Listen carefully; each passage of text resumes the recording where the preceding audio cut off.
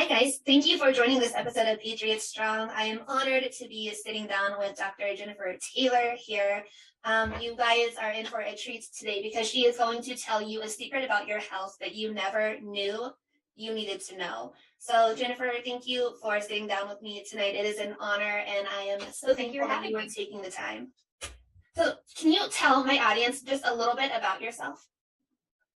Well, my name is Dr. Jennifer Taylor. I am a upper cervical specialist in Plano, Texas, which is just north of Dallas.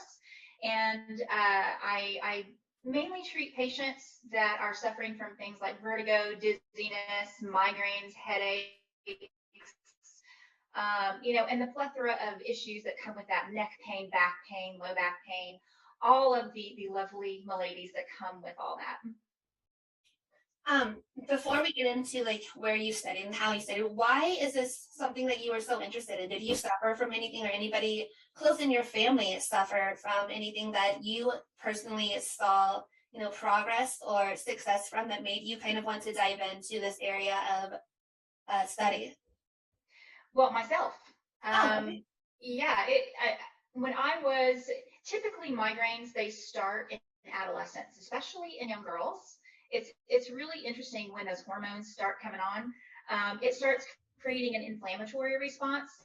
So if there is something that's going on in this upper cervical area that could cause some of those things to actually, be much, much more prevalent in women, migraines is the big thing. I actually had 2 to 3 migraines a week, to where they would basically, I would come home from school in such pain that I would have to close my doors, turn the lights off, no sound, nothing. I was nauseous.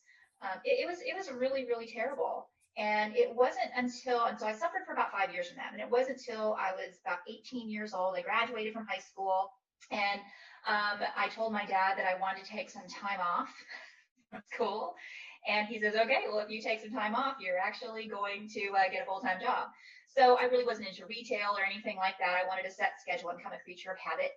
So I found an office job at a chiropractic office, and well, the rest is history. And from there on, my migraine ceased, and I had basically a new lease on life.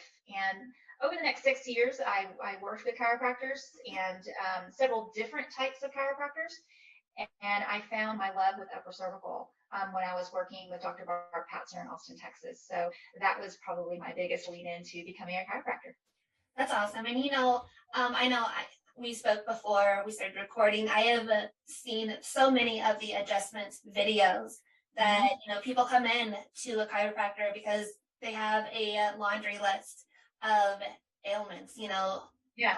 Tightness in their shoulders to whatever it may be. But the adjustment videos are mesmerizing, and I can watch them literally for hours. I know. The difference, like the before and after, and to be the reason that somebody is completely almost healed from their chronic pain that they've been suffering from for years and years with simply an adjustment must be like such a rewarding and fulfilling feeling.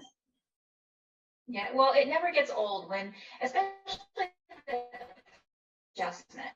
That first upper cervicals are like, really, is that it? And I said, in my line of work, we're looking at being as precise and specific as possible. Right. We're not looking to see, how many cracks pops we can get. We want to make sure, especially when we're working in the upper cervical region, which is C0, which is the base of the skull, C1, which is the atlas, that's what we adjust, and then C2, which is part of that whole complex. We call it the craniocervical junction. And think of that as kind of like the gateway from your brain to the rest of your body, or the master breaker of your nervous system.